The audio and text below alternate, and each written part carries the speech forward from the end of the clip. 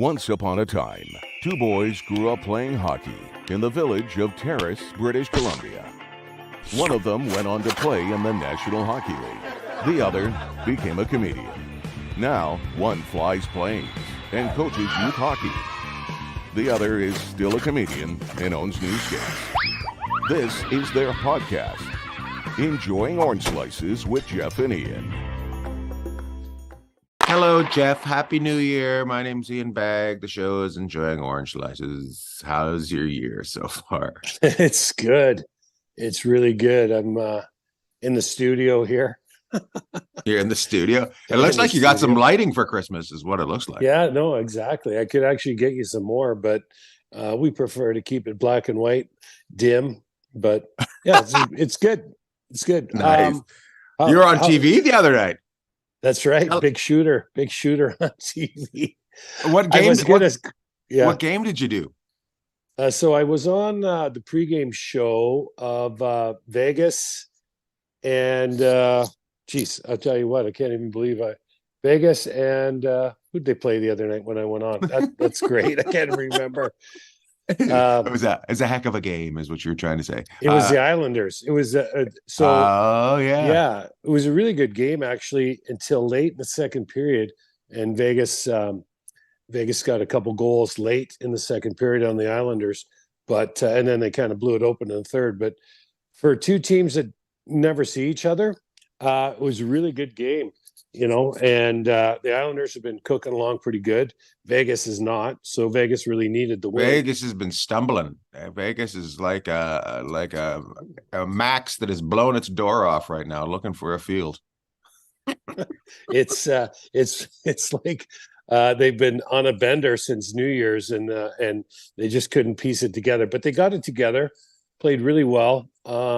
Short-staffed, but I think the Islanders are too. I think you're seeing a lot of teams right now with a lot of injuries, but it was a good game, and it was nice. Our old friend Dougie Huda, head coach of the Islanders, who we used to play with, and then another guy that got drafted a couple of years before I did in Detroit system, their head coach Lane Lambert, who I haven't probably seen in at least 25, maybe 20 years. So it was nice. So is that a connection? Is that a Detroit connection? Is that how they both got hired? They kind of one after each other kind of thing? Is that what do you think happened there? Well, there could definitely be some familiarity there for sure. I mean, Lane was in Detroit. He got drafted the year Stevie Yzerman got drafted, and then Hoods got drafted maybe a couple years after. But yeah, there would have been a connection there. But make no mistake about it, anything that happens with the Islanders goes through their president GM Lou Lamoriello. So that's funny. They could have been best friends, and Lane could have wanted them, but Lou's the guy that has the final say. The last mafia don, don of the NHL, Lou. Yeah. Go ahead. Sorry, go ahead. No, go ahead. No, who'd you see? I saw Butch Goring, so old Butchie. No way. Yeah. So I was thinking, is he out on the West Coast looking for business?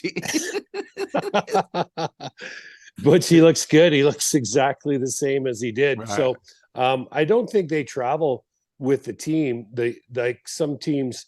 He's a radio guy, right? He's a radio guy. No, he's TV. He's TV. Yeah, him and Brendan Burke, who does a great call. Brendan Burke does a good job for the Islanders, and so I saw Butchie. So I went up and ran into Butchie before the game. Had a nice visit with him because I hadn't seen him in a long nice. time. That's good. So he goes. For those that don't know, Butch Goring used to coach Jeff in Salt Lake, right? Vegas and Salt Lake, and Vegas. And you guys won the Turner. Is it the Turner Cup you won there? What cup did you guys win there? Yeah, we won the Turner Cup in Utah. And actually, it's funny. I played for Butchie in the Islanders system in Capital District, just right out there by Albany in the American League too. So I played for Butchie 3 different times. And so it was good to catch up with him. And, he was telling Brendan how he pulled my career out of the ditch. That was nice of him. One thing about Butchie, he'll get you. He's not afraid to chirp you. I said, I said, I did so well with Butchie. I'm in aviation now.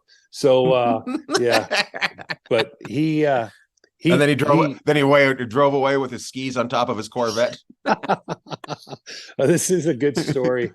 So we were in Salt Lake, and most of the rinks, the practice rinks in Salt Lake, or the youth hockey rinks, I guess, have glass on one end. And it's really cool because you got the Rockies there, you got all the beautiful trees, and when it snows, it's kind of a really cool thing. So one day things weren't going great, and so he decided he'd had enough of us in practice. So he bag skated us, and then he went screaming out of there because he wanted to get on the hill and go skiing. And he comes out, he had a black Corvette convertible. And he's Convertible. in the parking lot. Oh, Convertible. yeah. He drives out of the parking lot. No kidding. Butchie has 3 feet of snow on the top of this convertible, and he's going up to like Solitude or Brighton. I think it's Snowbird is one of the other ones. He got all mad. He's like, practice wasn't going the way he wanted, so he skated us for about 10 or 15 minutes on the left, and then drove out of the parking lot in his convertible Corvette in the snow. That's awesome. That's great. Yeah, I'll never forget watching him drive out of that parking lot. And we were in the southeast part of Salt Lake, and I can't remember. Maybe it was part of Sandy, Utah, which is a suburb. But I'll never forget that. And the way Butchie went. So, do you think? But, yeah, he's a fiery guy, right? He's not a huge guy. He's fiery. Yeah. So and he's also Islanders through and through. It's not fake, his anger for Paul Bissonnette, is it? Oh, no. Butchie's a really engaging guy. Like, he's a redhead. Yeah, I think he may be blonde now, but he's awesome. And you know what? He'll chirp. He's very matter of fact. 4 Stanley Cups. He was the straw that stirred the drink when the Islanders had that dynasty, and then the Oilers came in with Gretz and Mess and those guys and kind of wrestled it away from them. But the Islanders with Bossy and Trottier and Bobby Bourne, Billy Smith, Chico Resch, Nystrom, Gillies, Potvin, Ken Morrow, who came from the U.S. Olympic team, Miracle on Ice team, won a gold medal, and then went on to win a Stanley Cup in the same year with them. So they had a bunch of guys. I mean, you could go John Tonelli, you could go down the list. Just a great group. And but Butchie got traded out there from the LA Kings. And then when he got traded out there, that was kind of the turning point for them. And, you know, he was able to play center. I think he was probably second or third line center, but he was able to make a huge difference. And he would have been just a pain to play against because he water bucket, total water bucket. He was all about it. Went on to have a great coaching career too. Right now he's doing TV. And he said to me, he goes, well, if I'd known you and Busky were here, I would have stayed over a night. But he says, I've had a few too many hard nights in Vegas, so I should probably go. That's funny. Yeah. Oh, that would have been great to see you 3 together. That would have been a good photo. Yeah, I would have been good. And of course, it was Busky's birthday. So happy birthday, Rob. Yeah, he was flying the other night and then the next night. So it was good. Yeah. So which leads us into the next thing. Next night, and then the next night, and then the next. But yeah, he was celebrating his birthday, and then so good for the sheriff. It's too bad that Butchie couldn't been around because this weekend the Silver Knights are playing the Milwaukee Admirals, and they're hosting 3:00 start this Saturday, and they're honoring the Thunder. They did it last year; they're doing it again this year. We got a bunch of the Thunder alumni from the years the team was here coming in. That would have been a good thing for him to be.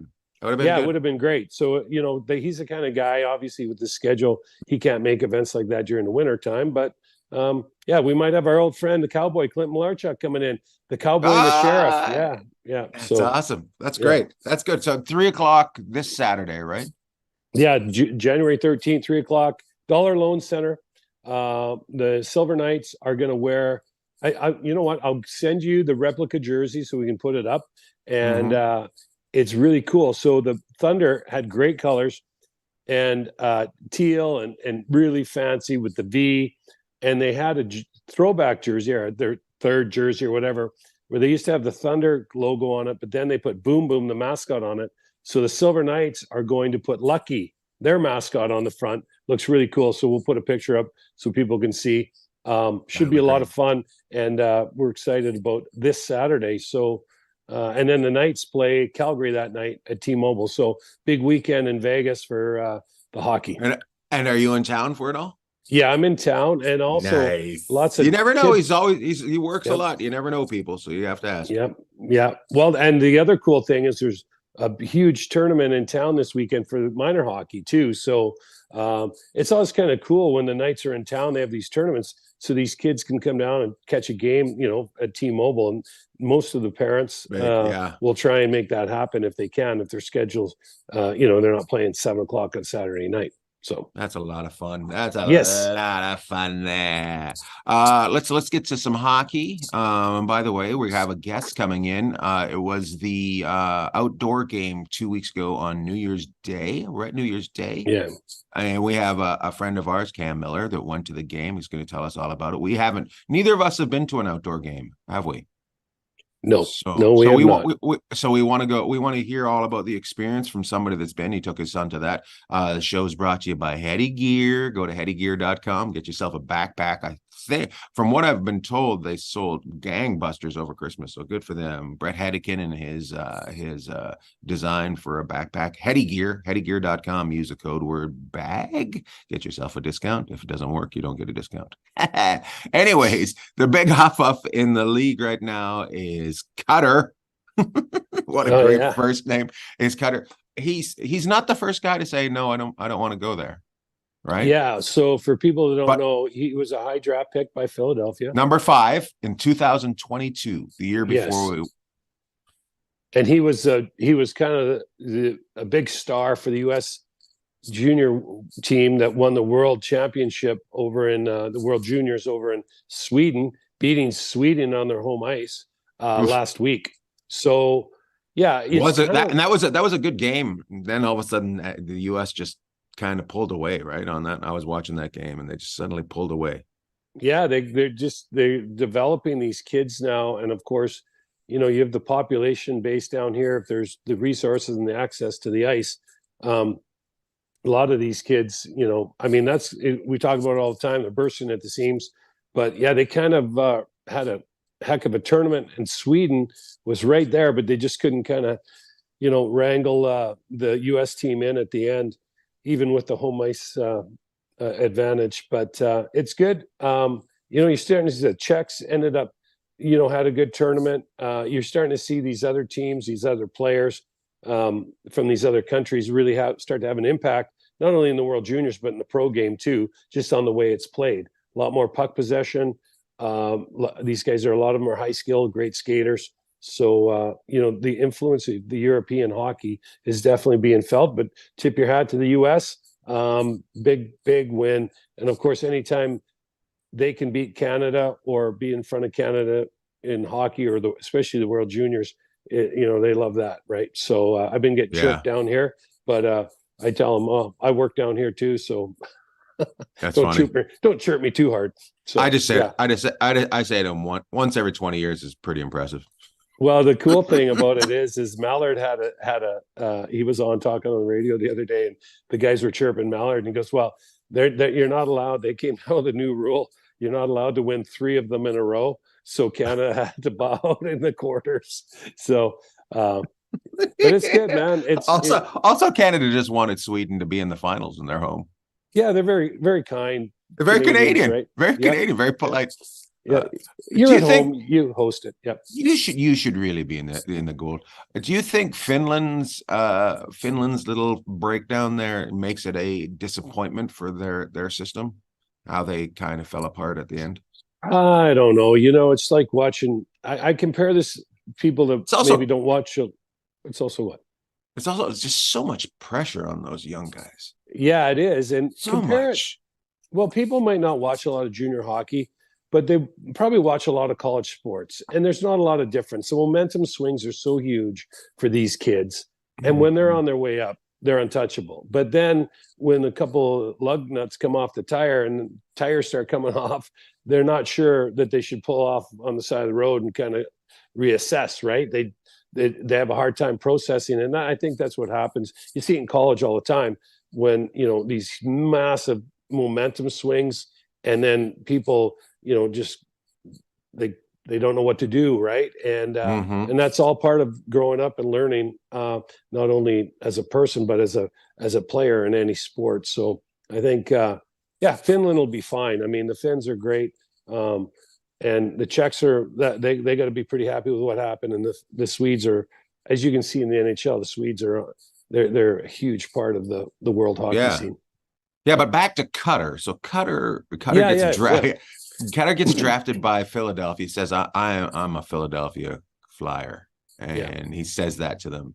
And then he just disappears off the face of the earth and won't talk to them. Yeah, it's pretty hard. Yeah, it's pretty hard not to for someone not to get a hold of you now or know where you are. So, so he got drafted in 22, and he just basically didn't want to be a part of the Flyers. And I don't understand that. I mean, there's people that once they're established, they have no trades, and they can, and it's just to be able to control where they're going to end up. They know they're going to get traded at some point. Well, a young guy like this kind of goes back to, Eric Lindros when he said he wasn't going to go to Quebec. That's exactly what I thought of when this happened. And ironically enough, Eric, he went to the Flyers. To the Flyers. Yeah. So they're 1 for 2, right? They're 1 for 2. But I like the Flyers. I like what they're doing. Keith Jones, it's no BS. Briere, they kind of seem to be the kind of guys that they're not going to let any smoke start getting into an inferno. They're going to snuff it out right away. So they traded this kid out to Anaheim for Jamie Drysdale, who was a 6th overall pick himself, and a 2nd round pick in 25. And Drysdale, I've watched Anaheim quite a bit this year, and especially recently, he just got back in the lineup. He's really looking like he's making that next step. He should be just what the doctor ordered for Philadelphia. He's not the biggest guy, but he plays hard, and he's a great skater, and he really handles the puck. So it could be a win for both, but I would say early on, you got to give the win to Philly because they get a kid they can plug in their lineup that's super young right now, and they have a draft pick. This Cutter, he checks all the boxes, but he's got to get to Anaheim. They got to sign him. There's some other things that have to be involved there. So obviously, I don't think Anaheim makes the deal unless he's willing to sign with them. But let's just wait till he gets a Ducks jersey on and see, then we'll grade the trade. But right now, early returns, you give it to Philly because they got a kid that they can plug in right away. That's very highly touted. The only thing I think you'd be concerned is he got the when they look at kids, they look at A, physical ability, and B, mental endurance or mental I can't remember what it is, and it's A and B, and then that's a perfect player when they have both of those. And then the second round is A minus B, which seems to be what this Cutter kid is, and then there's B minus A. I'm curious to see if he's the A B where his mental, he just doesn't, he doesn't want to. He complains, he just doesn't want to put in that extra. So that would be the only concern that I would have in Anaheim is that this kid's gonna fold, right?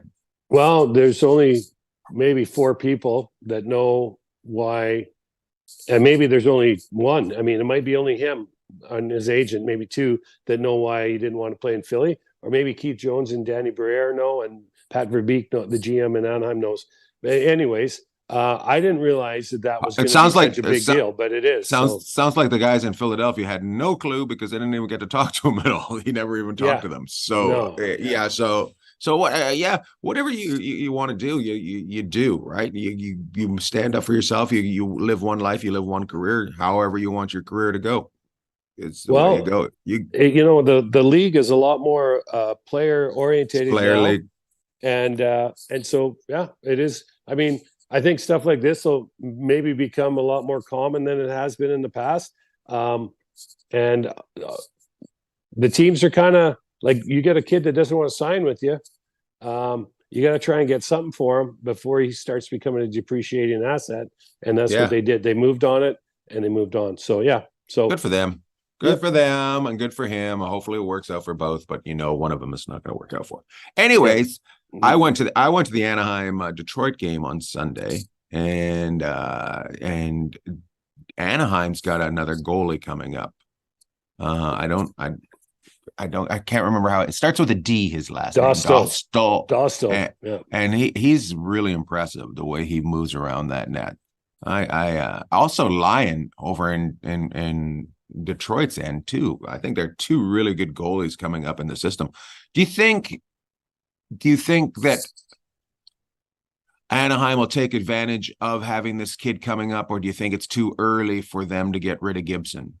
You know what? That's a good question, because I've watched him a couple times this year and he's looked really good. And then other times, he's a new goalie in the league, right? It's tough. And you've seen that in different organizations. I think Anaheim, just think of John Gibson in Edmonton, right? Like that would be a pretty nice fit. Seattle now is starting to get some goaltending, so I think they're pretty happy up there. But if you look around, and by the way, in Seattle, I just interrupt you. The Seattle, is that the guy that we watched last year? That's playing there right now. That's on fire. Is he the guy that was wearing the Kraken pads in the finals of the AHL last year? That's him. He knew where he was going. Yeah, he's wearing the Kraken pads, and of course Coachella is their valley. They're called the Firebirds, so they're red and black. More along the lines of he's got the teal. He's got the teal pads going on.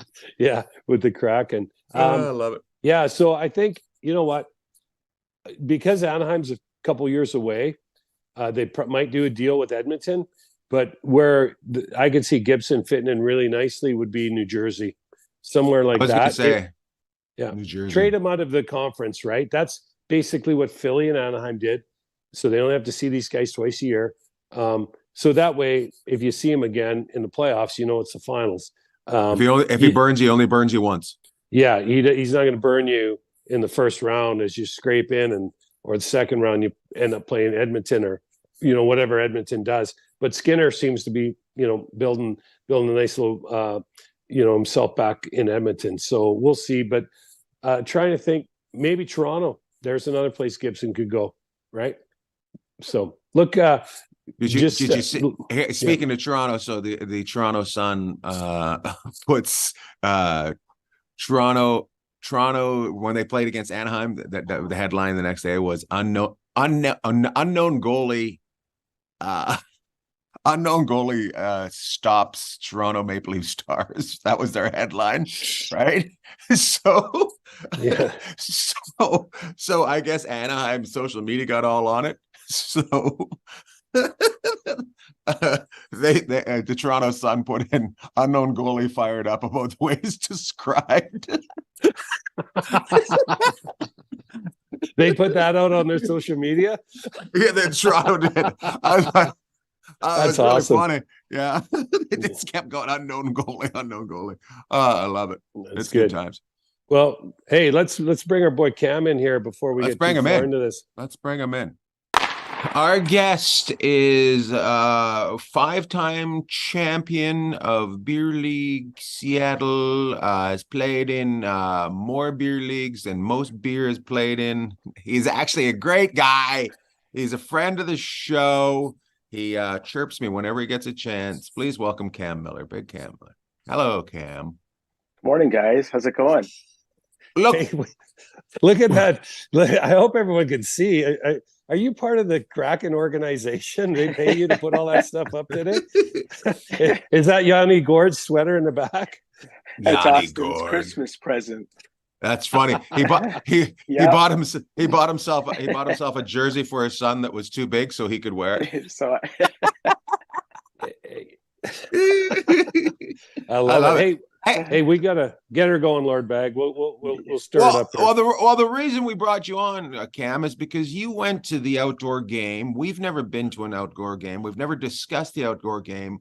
We want to know the experience. We want to, we know that you know the game, but we want to talk about the outdoor game. That's what we want to talk about. So your whole family went, right? Correct. We did. And All and three of us and my brother. It was fun. and tell us how the morning starts, because it starts off pretty early, right? Oh, very early. Early start game, noon Pacific time. So we got on the train from my brother's house about 8 a.m. to Uh-huh. get to the stadium. They had a fan experience at 9 that we tried to get to, but the line was about a mile and a half long. So we just went straight to the stadium and stood in line and waited for the doors to open so we could get in early. So Hey. what's the fan experience? Tell us what that is. I'm trying to see. So it was basically TNT or whoever put it on. The NHL had the fastest shot, a giant air hockey table, just slap shot, big competitions, get the fans going. The Stanley Cup was there. It was just to get them going before the game, get the buzz continuing. I love it. Did you say there was another player or fan experience as well that you got to, and Austin was able to do some shooting and you were able to go to as well? Like how many places were there for people that were coming to the game to kind of go and check out different things like the cup or shoot a puck or play air hockey? Like, is it spread out all over the place down there, or is it kind of in one central place? There was two of them, I think. There was one the NHL put on and looked like one TNT put on. We snuck into the TNT one because there was not many people there early. So ran into Wayne Gretzky's son, Ty, there. He was running around, Keith Yandel. TNT had a big booth where they were doing some of their broadcasts. So it looked like a good time. Austin was shooting the puck 45 miles an hour. Oh, good for him. That's getting up there for his age. Yeah, that's good. Beat his dad by 2 miles. I couldn't what are stop you, it about if I 37? Exactly. Hey, Austin shoots at 45. His dad shoots at 37. That's why he plays school. They call him the Swiffer. You're there. How did you dress? That's the thing that I want to know. Like, what do you overdress? Do you dress in layers? Like, do you dress like you're going to the ski hill? Like, how do you dress to stay warm at an outdoor game? So this one wasn't bad. It was 40 degrees, overcast. So we were just watching. Shorts, t-shirt. No, I just did a hoodie under a Kraken jersy. Hey, you didn't have a sleeveless vest on by any chance, did you? It's too warm for that. Yeah, I know. We couldn't possibly have that. But hey, No. So here's my question. So you get you're in the lineup and there's a lot of great energy, but then the doors open and there's a lot of stuff going on, like to process when you go into T-Mobile Park, which it was held where the Seattle Mariners play. Like, when you go into Disneyland, everyone's like, well, what do we do first? What do you do? And if you don't really have a plan, you're kind of all over the place. Did you guys have a plan when you went in there? Or was it kind of like, that's there. When you get into the building, what's the first thing did you guys have a plan, or was it just kind of winging it?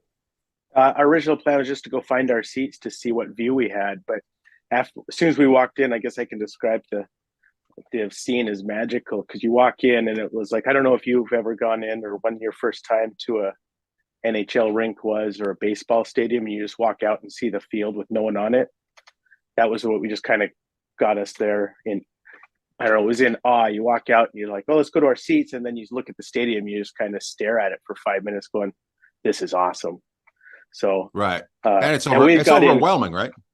Oh, it was way overwhelming. We got in early and there was no fans at all. So we just walked out, kind of stood there and just soaked it all in. It wasn't just a baseball stadium or a hockey stadium. It was the whole thing that the NHL did. They had the small ice where kids were playing, the docks where the players walked in on, the fake docks. They had canoes set up in fake water. It was awesome. So you said there's a little rink where kids were playing. Could you just rent skates and anybody could skate there, or did they have teams placed on there? No, they had, it was like the Junior Kraken, the Youth Hockey Association, and had a couple teams during intermission would skate around and shoot the puck. And I think that was just all that was set up for. Nice. Yeah. Hey, so they had a Kraken in center field, and then they had the TNT booth. Like, was there any stuff that was interactive on the field, like, or was it nobody could get like with it on the field at all, could they, unless they were kind of the VIP or part of the organizations, or so there was nothing you guys could get down onto the field and check out before the game, was there? Not before the game, but funny you asked. Speaking of VIP, we got on the field to watch the first intermission concert with Hart. So No way. myself, Austin, and my brother were down there with Hart, about 15 feet away from him. It was awesome. How Seattle can I band. get you alone? Oh I yeah, love it. I love it. the whole 2 songs. One of them was Barracuda. So Of course. Of course. yeah, of course. My I wife just won't came out of sing the that. back room and looked at me. She's like, "What are you singing?" She's- that's awesome. Okay, so you get there. Okay, you're there, walking around, soaking it all in, and then when, like, you've been to a lot of NHL games, like the warm up, did they come out? Was it kind of once it got going like a game, or was it for the warm up? Was it a little bit longer? Did they come out and warm up, and then there was a bigger break before the start of the game, or like did they introduce everybody? How'd they do that? Yeah, it was kind of normal warm up, but to walk out, they all came on those fake docks, and like Pike Place Market, they had the guys from Pike Place with real salmon. I'm sure Those you are saw it real, on huh? TV. Yeah, I thought they were fake. real. They're real.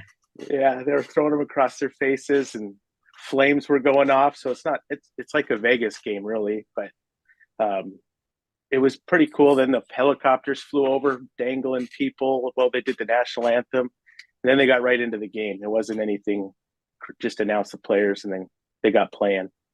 Okay, here's my question about that. So you're seating in a baseball field. What's the actual game like to watch from that area, like those seats? So we had 2 sets of seats. My brother and I have season tickets, and then Kim and Austin bought 300 level seats. So we got to see two seats. We had 146 lower level behind the goalies.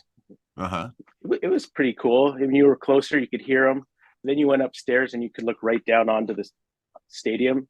And I would almost say that those 300 level seats were better, just to see the game, it was pretty wild. I always I'll thought it send would you be. guys pictures. I always thought it would be too far away, but you're saying it's not too far away. No, because you got the whole game. Whereas the seats we were sitting in, we were kind of mid-level. And Obstructed view a little bit, yeah. by the goaltenders. Goaltenders.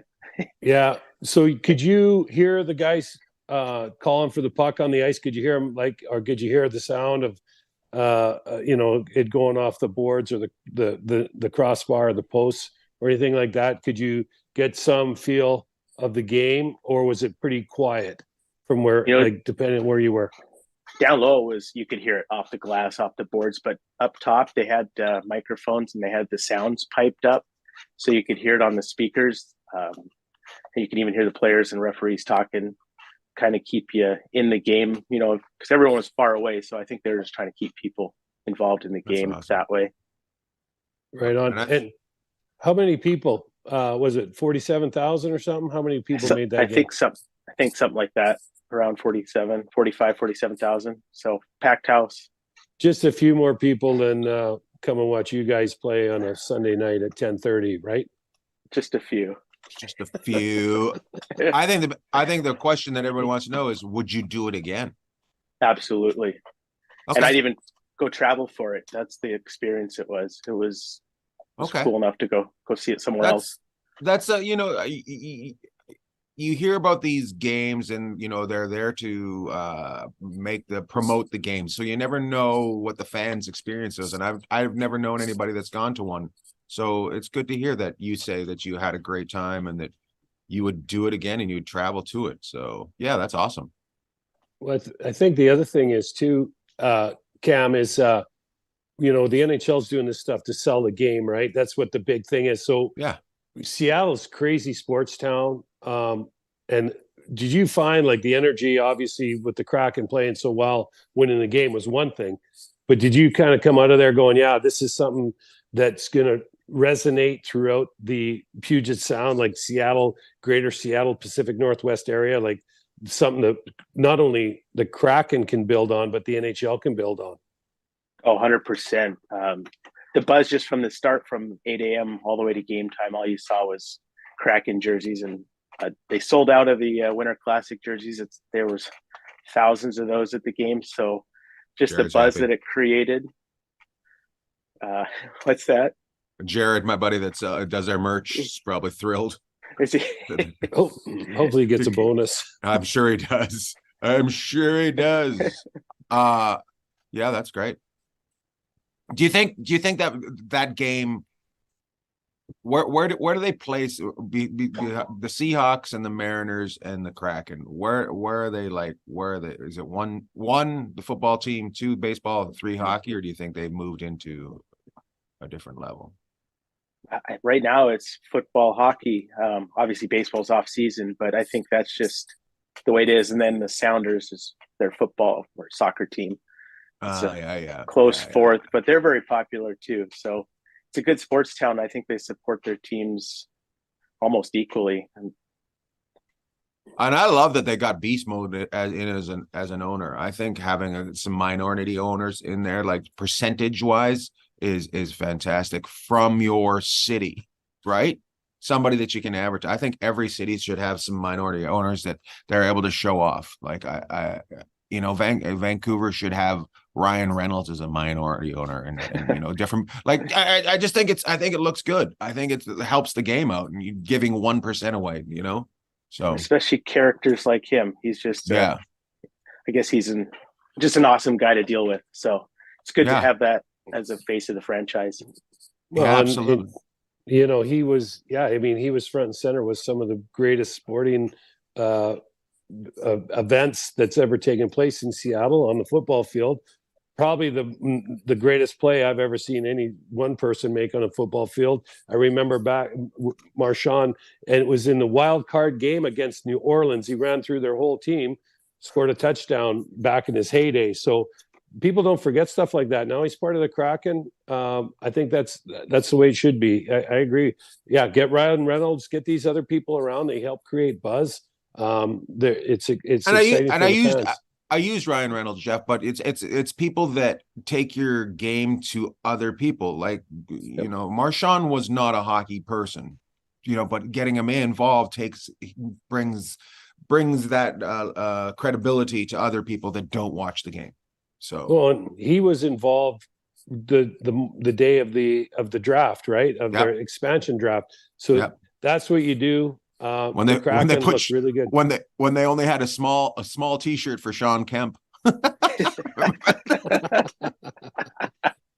That's right. Do you have a double X? Nope, you're going with a belly shirt. Hey, so Cam, here's a question for you. In Vegas, there's license plates, there's stickers on every car. People get their flags, out in the yard with the. Are you finding that are you finding that with the Kraken? Like, I don't know if they have a Kraken license plate, but stickers on cars and a real awareness of this team, because it is only their third year, so this is pretty impressive. Yeah, you know what? I was just up there for training, so I had to drive the old I-5 South, and I counted numerous Kraken license plate rims, stickers on the glass. We're 3 hours away, and I see a ton of it down here near Portland as well. So yeah, it's catching on down here, and it's big up north in Seattle as well. That's great. Right on. Thanks for talking to us, Cam, about Seattle and the outdoor game. It's good to get a point of view from the people that are fans of the game and are hockey fans. So thank you for doing that. And by the way, tell everybody where you got your goalie pads. Go Scott Wedgwood. Dallas Stars. Yeah, love it. We should maybe put that little video up of how well Cam stops the puck with those on. Yeah, I'm sure Scott would love that. No, I was going to say we got to skate on the ice. What's that? I'm sorry? Oh, I was going to tell you guys we got to skate on the Winter Classic ice last Friday before they took it down. So Austin came up and we skated for an hour. So yeah, that's great. I took him to the side. I just said, stop skating and just look around. Just soak this in. And he he then laid down on the ice and did that. So it was good. What's great about that? That's what's so cool about saying that to a kid. Like I wish people had, as I do things, would say to me, "Hey, make sure you take a couple breaths and take a look at things." So that's a smart thing to do. So I've done so many things that I haven't stopped and enjoyed the moment. So good for you for doing that. Well, and I don't think a lot of people would know that they did leave the ice in for what, Cam, at least a week, so people could go out and you could, you paid $10 or something to go and do a public skate with your family. What a ripoff! Yeah, exactly. Yeah, and I think they had a couple beer league games on there. And no way. Oh, that would have been cool. Hey, what's your one takeaway if someone was going to a Winter Classic game? What would you say to them to kind of, if they'd never been, say, be ready for this or do that kind of before or during or after? I just say, yeah, just plan for the whole day to soak in the whole experience. Don't rush anything and just soak it all in, because you may never come back to your city again. So yeah, soak it all in and then just enjoy. Right on. Awesome, Cam. Well, have a good day. Jeff will see you at work later. Thanks for having me. Yeah. Thanks for you got dropping. A shout out before you go? Yeah, let's give you a shout out. Yeah, we'll give you a chance for a shout out. You got a shout out for anyone before you go? Other than me? Yeah. Give a shout out to the Seattle Kraken organization for throwing on such a good event. That's awesome. I mean, look at how much I represent. So yeah. He's got his team and he loves them and he gave him a shout out. Yeah. Shout out to Slices. Love it. We get a shout out. Thanks for coming by, Cam. All right. Thanks for having me, guys. See you, Cam. See ya. There goes Cam Miller. A sensational man, a great father, a fan of the Kraken. Yeah, actually, it's a funny... Hold on, let me finish it. An average goalie. He'll be happy you called him average. That's like a big compliment from us. It's funny. We talked about Yanni Gord. He had the Yanni Gord uniform behind him there. So they were at practice one day, and Yanni Gord came over the glass and gave his stick to Cam's boy Austin. It's that kind of guy. Awesome. Yanni Gord is that and they've run into him a couple different times. Yeah, and you know what? I mean, Tampa Bay's loss was Seattle's gain with him. I mean, he's just such a kind of blue collar player, fits in really well in that city, and the Kraken are back doing their thing. I also don't think he takes his career for granted. So he's been unreal. He's got 2 Stanley Cups, and the Kraken, the way they're playing, they just came off a real heater. They're going to be right in the mix for the playoffs, and you never know. Maybe even grab third spot in the or one of the spots. I don't know if they'll grab first in the Pacific, but they might be able to grab third. We'll see. Interesting. The Pacific is interesting. Yeah. With Vancouver, my God, they're just going for it. So they look great. Good for them. Los Angeles has kind of hit some turbulences as well as the Kraken, the Knights. So yeah, we'll see what happens. Let's wrap this up. Get you going because you got to go to work. You got to get out of here. I've got to go back to bed. You've got to go back to work. No. Do you have any shout outs this week? Yeah, I do. But one thing I wanted to bring up, talking about teams real quick. So you got all these teams that are in a mix. Winnipeg's been unbelievable with Flats and those. Winnipeg's all our friends up there. Unbelievable Crazy good. So crazy good 5-on-5. Vancouver, crazy good 5-on-5. And the Knights won the Stanley Cup with their strength on 5-on-5. So keep an eye on Winnipeg and Vancouver going forward, because their 5-on-5 play is phenomenal.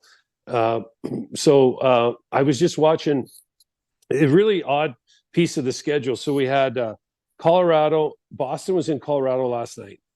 Vegas is in Colorado tonight. Boston is in Vegas tomorrow night. So really odd, right? These 3 really good teams playing together. But Boston and Colorado was unreal. McKinnon played over 30 minutes. Rantanen played over 30 minutes. Natushkin played just about 30. Duran played just about 30. Makar, 31. And Taves, just about 30 last night. So Boston, Colorado won in a shootout, but Colorado's got to turn around and play Vegas tonight, who flew in, was there, a day in advance. So it's going to be really interesting to see. By the time this comes out today, maybe they'll have already played or will be playing. But it's unbelievable how much some of these superstars play now. And anyways, I just thought it was really interesting. I couldn't believe the ice time when I saw that last night. I can't remember the last time I saw Ford over 30 minutes. Even McDavid, you'll get him up high 20s, but to play that much just is a testament to how good a shape these guys are in. So I think they probably had something to do after the shellacking they got from the Panthers, which is another team that we have to mention who is on a heater as well. Oh my God, they are good right now. So I also have to bring up, I was in Denver this weekend, and how much do you think it affects that altitude affects some of these other teams? Oh, huge. I think it's a huge. So there's two kind of. It affected me. It affected me while I was 100%. And they don't forget. There's not a minute that you're in Denver that someone's not reminding you you're Mile High at the airport, Mile High at the Avs game, Mile High. You walk in down the street, Mile High. It's almost like they have loudspeakers just reminding you, if you're not from Denver, that you're at a Mile High. And you know what? So it's a great city, but I think it's a huge. But it's a Mile High. I think it's a huge advantage to the Avs. I do. Now you see Boston come in there and play really well. But then the Panthers come in at sea level and beat them. That's the only, I know there's different theories on that, but I think in the long run, it's definitely in a series, right? In a 7-game series, it could definitely affect you in a 7-game series. There's no question about it. Those guys train up there year round. No question. So shout outs.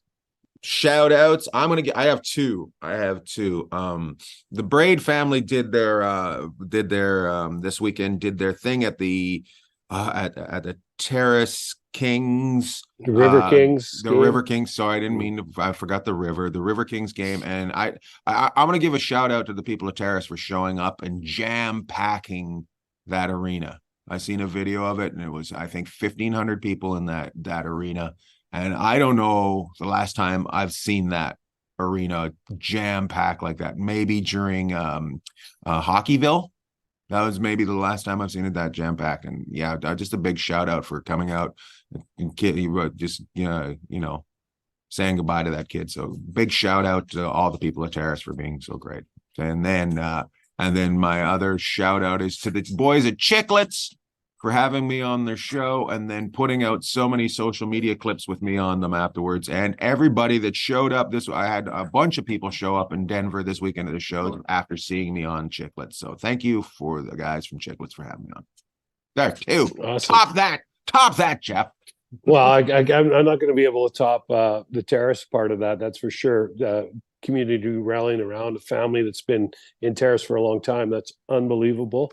And of course, they played their arch rivals, the Prince Rupert. What are they? The Halibut Kings? I don't even know what they call them anymore. I used to think that was the greatest name ever, the Prince Rupert Halibut Kings. But Terrace and Prince Rupert go at it. I think last weekend they played a home and home.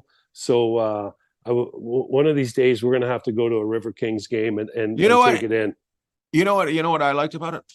I seen the video and the refs coming on the ice. I'm just like, man, it's like an NHL game. These refs are like top tier, like the way they're skating. I'm just like, wow, that is incredible. So anyway, one of the refs was Tiber.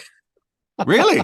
Good for him. My nephew, yeah. So he refs those games. He'd love that shout out. So good job, Tiber. So I think this week I'll shout out to 3. We'll keep it in the hockey world down on this side. We got the Vegas Golden Knights, the Silver Knights, and the Thunder. Okay, so I came to Vegas in '93 with the Las Vegas Thunder, and I just can't tell you how overwhelming I guess it is that the Vegas Golden Knights and the Silver Knights have these Thunder days. This is the second year in a row And they've told me it's one of their biggest days of the year. We've got all kinds of people come out and say hi to us, and we've got a lot of alumni coming in. We just kind of That's want awesome. to keep growing it. So you know what? It as you always like to say, it takes a village, but the hockey community is the greatest community, and there's a reason for that, because they like to take care of each other, and even though they might go and smash each other on the ice, off the ice, they look out for each other, and so that's kind of cool. So that's my shout out this week, Lord Bagg. I will see you. I won't see you this soon. afternoon, but we'll see you soon. Love to all. Love to all.